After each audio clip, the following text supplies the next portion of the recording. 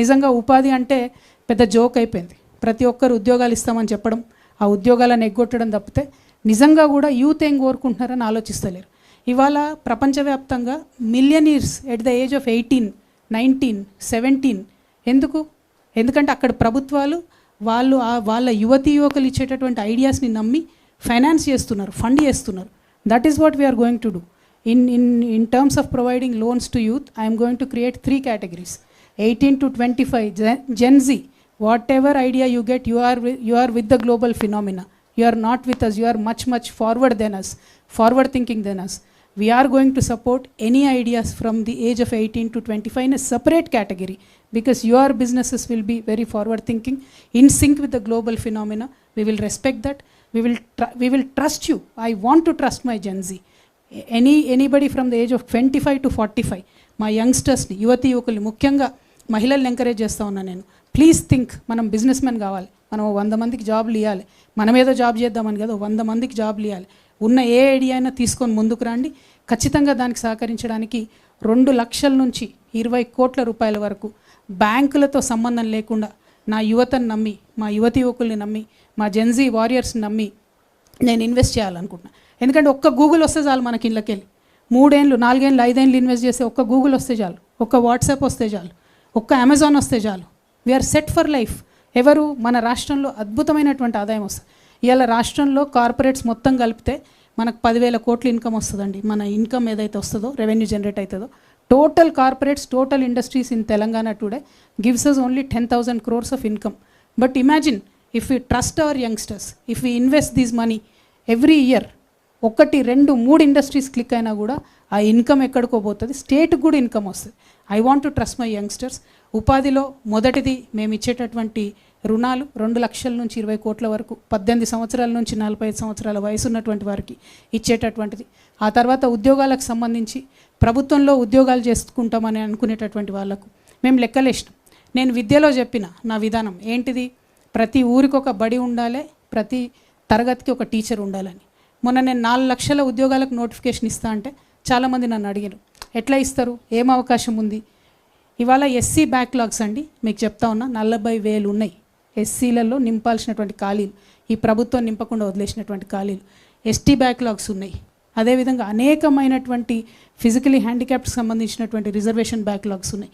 ఇవన్నీ ఒక పక్కనైతే, మేము అనుకున్న విధానంలో ప్రభుత్వ పాఠశాలలు నడపాలంటే, గుడిని ఎంత పవిత్రంగా చూస్తామో బడిని అంత పవిత్రంగా చూడాలంటే మాకు టీచర్లు 2 లక్షల మంది కావాలి. ఒకటేసారి నోటిఫికేషన్ ఇస్తాం. మాకు ఉర్దూ టీచర్లు కావాలి, తెలుగు టీచర్లు కావాలి, ఇంకా అనేక డిపార్ట్మెంట్స్ ఉన్నాయి. My strong belief is that government departments have to be స్ట్రెంథెండ్. అట్లా స్ట్రెంథెన్ చేసుకోవాలి గవర్నమెంట్ డిపార్ట్మెంట్స్ అంటే. చాలామంది ఎంప్లాయీస్ కావాల్సి వస్తారు, కొత్త సెక్షన్స్ యాడ్ చేయాల్సి ఉంటుంది. మేము చాలా బలంగా విశ్వసించేటటువంటిది ఆర్టిఫిషియల్ ఇంటెలిజెన్స్ వచ్చేదైతే జాబ్స్ తీసేస్తూ ఉందో, ఖచ్చితంగా దానికి ఫార్వర్డ్ థింకింగ్ పాలసీ ఉండాలి. మన గవర్నమెంట్ డిపార్ట్మెంట్, ఐటీ డిపార్ట్మెంట్ ఆ దిశగా ఆలోచన చేయాలి. ఆ సెక్టర్లో కూడా అనేక మంది ఉద్యోగులను తీసుకుంటాం. సీనియర్ సిటిజన్స్ ఉన్నారండి, వాళ్ళకు ఒక యాక్ట్ ఉంది, మన పోలీసు వాళ్ళకే తెలియదు. ఎట్లుంటుందంటే సీనియర్ సిటిజన్స్ పోయి కంప్లైంట్ చేస్తే సపరేట్ టేబుల్ వేసి కుర్చేసి వాళ్ళకు సపరేట్ రిజిస్టర్ మెయింటైన్ చేసి పోలీస్ స్టేషన్లో యాక్చువల్లీ రాయాలి. మన పోలీసు వాళ్ళకే ఆ నాలెడ్జ్ లేదు. ఈ వేదికగా డీజీపీ గారు నేను రిక్వెస్ట్ చేస్తూ ఉన్న, కొత్తగా ఆయన డీజీపీ గారికి కంగ్రాచులేషన్స్ సివి ఆనంద్ గారు. బట్ సీనియర్ సిటిజన్స్కి సంబంధించి అనేకమైన నేరాలు జరుగుతూ ఉన్నాయి, వాటి మీద దయచేసి దృష్టి పెట్టండి. రేపు మా ప్రభుత్వం వస్తే సీనియర్ సిటిజన్స్కి సంబంధించి ఖచ్చితంగా ఒక సపరేట్ వింగ్ ఉంటుంది, డిపార్ట్మెంట్ ఉంటుంది. ఇన్ఫ్యాక్ట్ జెరియాట్రిక్ మినిస్ట్రీ అనేటటువంటిది ఒకటి ఈ దేశంలో ఉండాలి, not only in the state. Geriatric ministry has to be there. ఎందుకంటే ప్రధానమంత్రి మోడీ గారు మాట్లాడుతూ ఉంటారు, 140 కోట్ల దేశంలో డెమోగ్రఫిక్ డివిడెండ్ని మేము తీసుకోవాలి అంటారు. But how will you take it when your population is going to age? What will you do? How will you tackle the social burden after 65 years of age when people retire? How will you tackle that social burden? ఖచ్చితంగా ఒక senior సిటిజన్స్కి separate ministry ఉండాల్సిందే, దానికి ఒక department ఉండాల్సిందే, programme ఉండాల్సిందే. Pension ఇచ్చి చేతులు దులుపుకుంటామంటే సరిపోదు. ఎంత ఘోరమైన పరిస్థితి అంటే, ఒక ఐఏఎస్ లేకపోతే ఒక ప్రిన్సిపల్ సెక్రటరీ స్థాయిలో రిటైర్ అయినటువంటి వ్యక్తి కూడా 65 ఏళ్ళు దాటి బ్యాంకుకు పోతే లోన్ ఇవ్వరు. ఎందుకంటే మీరు ఓల్డ్ అయిపోయారు, మీకు మేము లోన్ ఇవ్వము. మీరు ప్రాపర్టీ పెట్టినా కూడా లోన్ ఇవ్వరు. ఎంత ఘోరమైన అవమానం అంటే అది. ఇవాళ రేపు ఉన్న హెల్త్లో 65 ఏళ్ళకి ఎవరైనా ముసలోళ్ళు అవుతారా? అప్ టు 85-90 ఇయర్స్ హెల్తీగా ఉంటున్నారు, మంచి బ్రెయిన్ ఉంటుంది, థింకింగ్ పవర్ ఉంటుంది. We will support our senior citizens. We will have a separate department. We will work with you. We will take your experience in various departments and make sure that you are hale, healthy and very, very, very much useful to the society. That respect shall be prevailed. Second, ఉపాధిలో ఉద్యోగాలకు సంబంధించి ఖచ్చితంగా 4 లక్షలు మేము notification ఒకటేసారి వేస్తాం. దానికి తగ్గ ప్రణాళికలు ఉన్నాయి కాబట్టే చాలా బలంగా ఆలోచించే నిర్ణయం తీసుకొని మేము చెప్పడం జరుగుతూ ఉంది. ఇక 5వది అత్యంత ముఖ్యమైనటువంటిది సామాజిక న్యాయం. మరి ఈ మొత్తం మిగతా 4 అంశాల్లో పాంచజన్యంలో కూడా ఎక్కడైనా నేను మాత్రం మా ఆడబిడ్డలకు భరోసా ఇస్తున్నా. First priority to women always.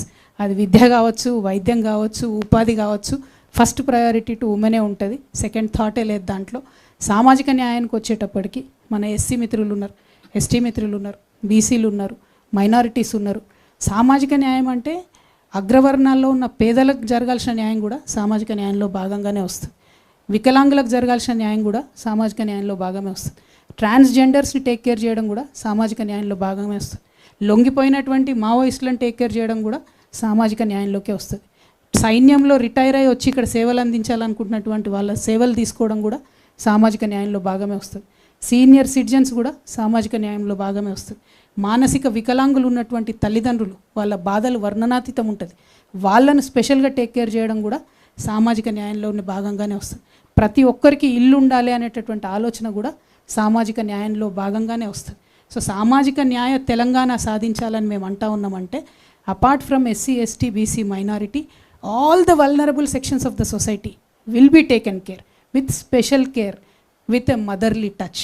చాలామంది అవాకులు చెవాకులు పేలుతూ ఉన్నారు సోషల్ మీడియాలో.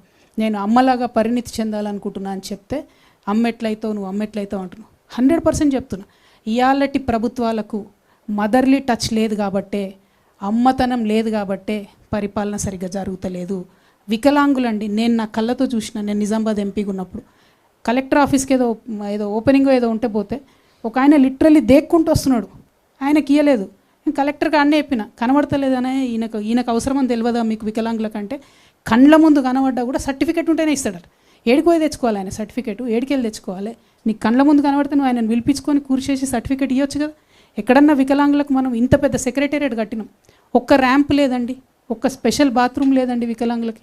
ఇవాళ గవర్నమెంట్ ఏం చెప్తుంది, ఆర్టీసీలో నేను ఫ్రీ బస్ ఇస్తున్నా అని చెప్తుంది. వికలాంగులకు ఇవ్వడానికి మీకు మనసు వస్తలేదా? వికలాంగులకు ఇయ్యరాదా ఫ్రీ బస్సు? మీ కాంగ్రెస్ పార్టీ మేనిఫెస్టోలో, నేషనల్ మేనిఫెస్టోలో ఏం పెట్టిరంటే ఫిజికలీ హ్యాండిక్యాప్డ్ ఉన్నటువంటి వాళ్ళకు కోఆప్షన్ మెంబర్స్ ఇస్తామని పెట్టిండ్రు. మరి ఏం చేస్తున్నారు మీరు? మొన్ననే మున్సిపల్ ఎన్నికలైన కోఆప్షన్ సభ్యులు ఇచ్చిండ్రు.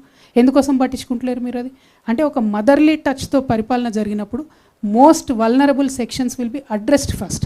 అందుకే సామాజిక న్యాయ తెలంగాణ రావాలే ఉంటుంది అని నేను చెప్పి కోరుతా ఉన్నాను.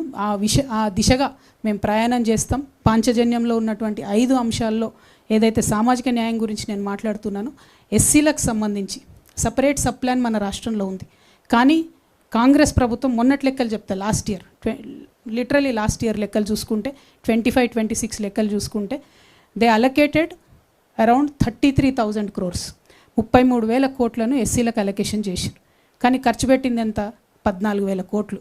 అంటే ఒక సంవత్సరంలో 19,000 కోట్లు ఎస్సీలకు ఎగ్గొట్టినటువంటి ప్రభుత్వం కాంగ్రెస్ ప్రభుత్వం. రేపటి నాడు మా ప్రభుత్వంలో అట్లా జరగదు. ఖచ్చితంగా అది దళితులకే ఖర్చు అవుతుంది.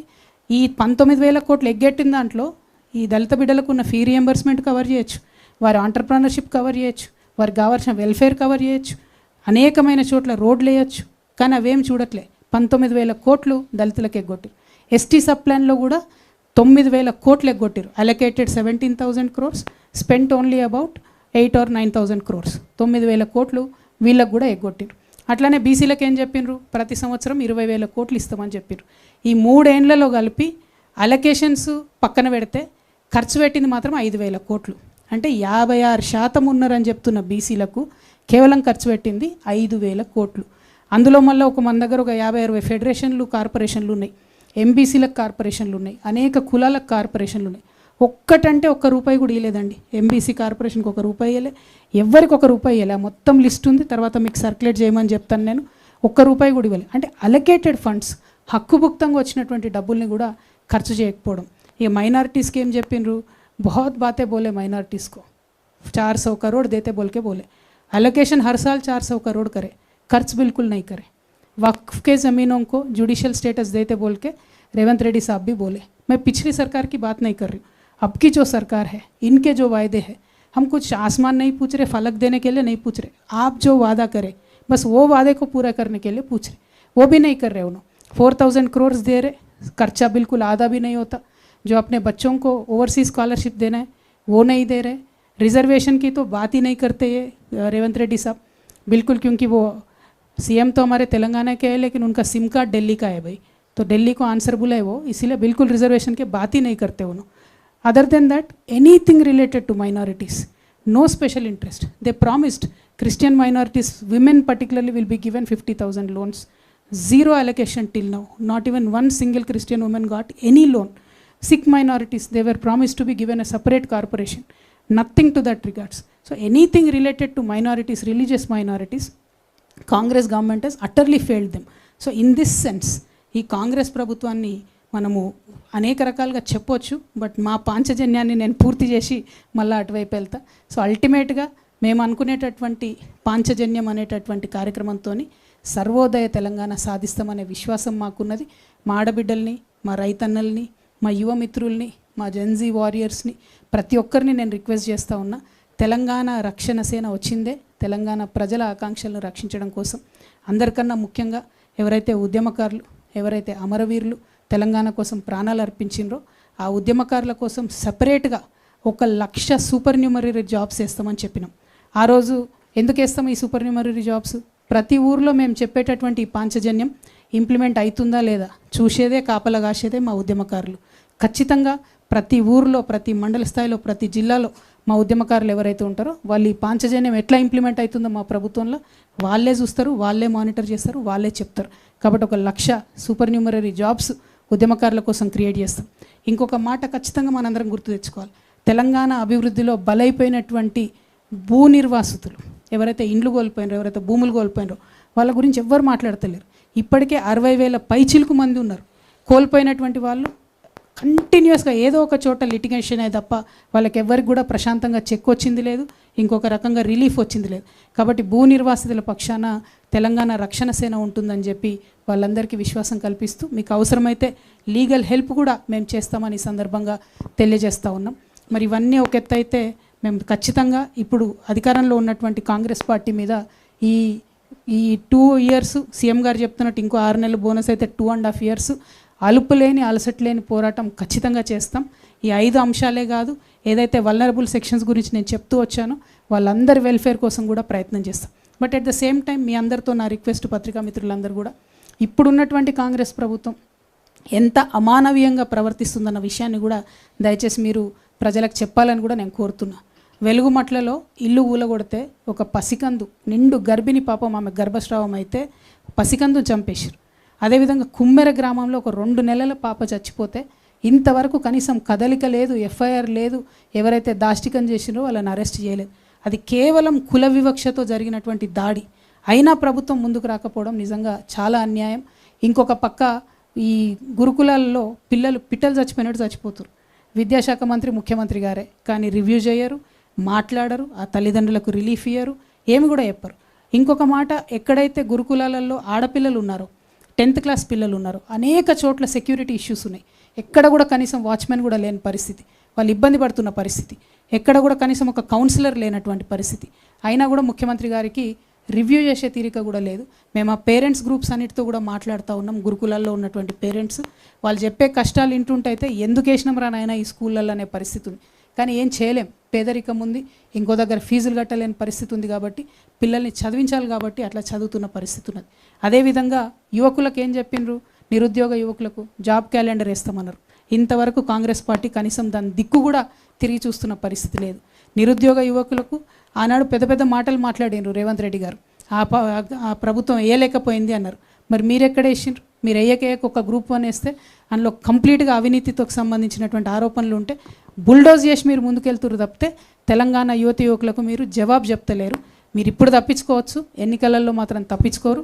ఖచ్చితంగా తెలంగాణ యువతి యువకులు ఎవరైతే మిమ్మల్ని బస్సు యాత్రలు చేసి, రథయాత్రలు చేసి సీఎంని చేసిండ్రో వాళ్ళే మళ్ళా బస్సు యాత్రలు చేసి పాదయాత్రలు చేసి మిమ్మల్ని ఆ గద్దె నుండి కూడా దింపుతారని చెప్పి రేవంత్ రెడ్డి గారికి మేము హెచ్చరిక చేస్తూ ఉన్నాం.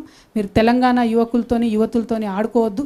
అనేకమైన జీవోలు ఉన్నాయి, మొత్తం నోటిఫికేషన్స్కి అగేన్స్ట్గా పనిచేసేటి, వాటిని ముఖ్యమంత్రి గారు పట్టించుకుంటలేరు. అట్లనే పర్యావరణం మీద ఎటువంటి శ్రద్ధ కూడా లేదు. ఫార్మా సిటీ భూములన్నింటినీ కూడా వాపస్ ఇస్తామని చెప్పిండ్రు, కానీ ఇప్పుడు దాని చుట్టూ ఫ్యూచర్ సిటీ అని అంటున్నారు. ఫ్యూచర్ సిటీ అంటున్నారు కరెక్టే, మరి అంతకుముందు ఉన్న Quli Qutub Shah urban development authority ఏడవైంది అంటే తెలియదు. ఎక్కడ కంప్లీట్గా హైదరాబాద్ హెరిటేజ్కి సంబంధించి, ముస్లిం ఐడెంటిటీకి సంబంధించి, మన పాత హిస్టరీకి సంబంధించి ఉన్న ఏ ఒక్క పేరు కూడా ఇప్పుడు మీరు కొత్తగా ఏర్పాటు చేసిన 5 కమిషనరేట్లో లేదు. అంటే మీకు అసలు ఆ గౌరవమే లేదు, మీకు ఆ ఫీలింగే లేదు.